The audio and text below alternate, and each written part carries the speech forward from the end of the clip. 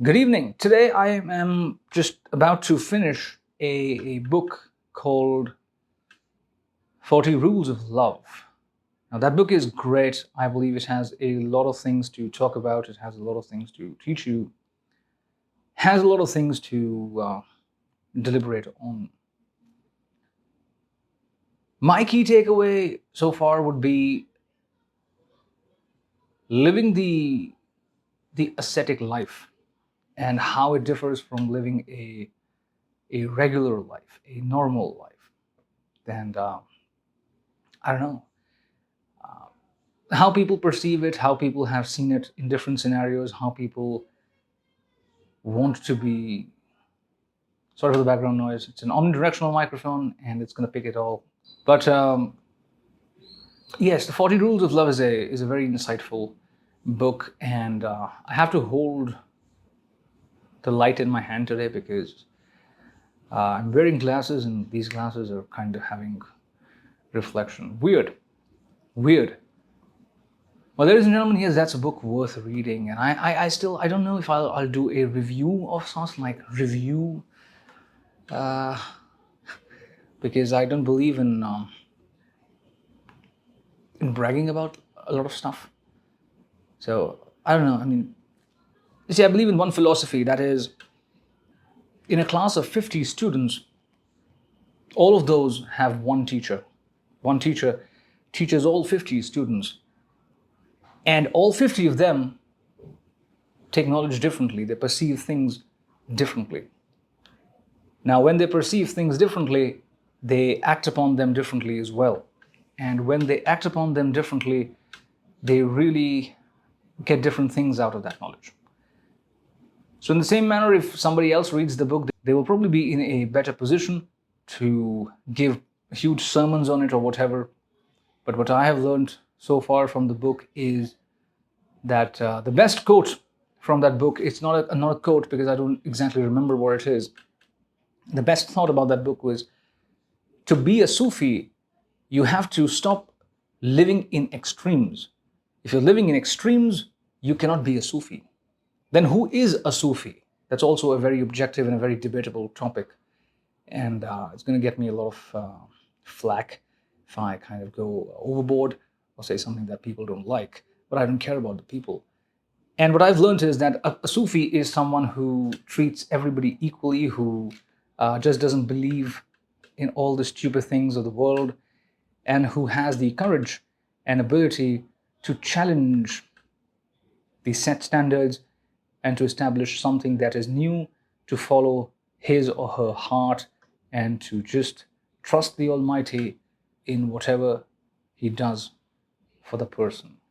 So, this is also a very vague definition because I am not a Sufi. I believe none of us are, but we should always strive to be a Sufi. We should quit extremes, and we should just come, in the realm of realism than just being in the realm of false things. A huge key takeaway from that book. I'm not here to review the book. I'm not here to talk about characters. I'm not here to do anything. I'm just here to share some of my thoughts, which I did. I'm going to keep this very short. I'm not going to keep it really, really long. I'm not going to keep it really different. The thing is, so far I've loved the book. I still have around 20 odd chapters to go through, and I feel very confident that I would really enjoy myself. So I'm taking my time. I am in no ways in a kind of a hurry or in a competition state of mind that I have to do certain things a certain way. No, I don't usually do that. Work keeps me busy, so I really don't find that much time to read, so on and so forth. The second issue today was I have been on Reddit for a few days. So I have been on Reddit for a few days, and today somebody asked a very, very good question about the Wireless Go 2. Let's talk audio for a while, because why not? We're audio people, aren't we?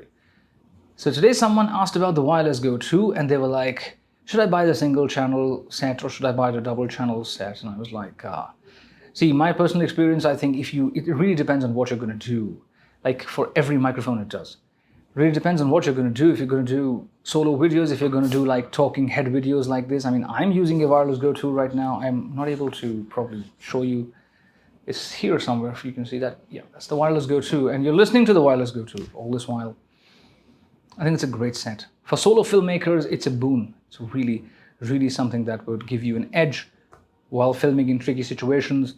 There's just one problem. If you're a solo filmmaker, if you're a solo YouTuber, if you're a solo creator, if you're a solo TikToker or Instagrammer for that matter, the only problem is that the cold shoe on top of your camera is going to be occupied by the receiver, because the transmitter will be somewhere around on your body, and the cold shoe mount that is on top of the camera, it's like my camera has one cold shoe mount. Of course, you can get those adapters and dongles or whatever you want to call them, and you can attach as many cold shoes as you want. But if you are someone who is a little more no-nonsense person like me, you would want to mount your light on top of the camera, and your microphone would be placed somewhere else. And the cable that they supply along with it's not as good. I mean, it's not as long as it should be.